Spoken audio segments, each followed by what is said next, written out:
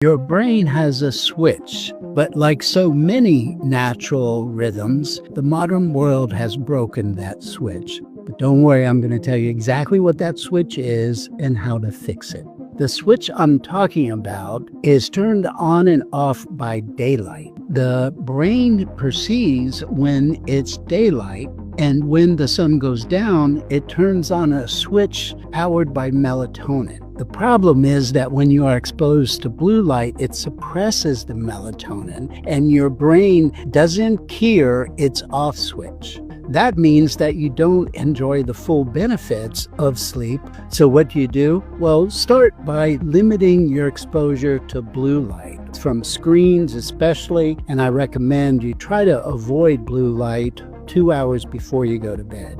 The number one rule, though, is expose yourself to daylight. The light that comes at sunrise and at sunset has even less blue light and more of the red light, and the red light has a signal for your brain. So after the sunset, try to limit your exposure to white and blue light. For my patients that have had the most improvement with insomnia, that has made more difference than anything. So think about changing your light to red and see if it makes a difference in the way you feel in the morning. I hope it does.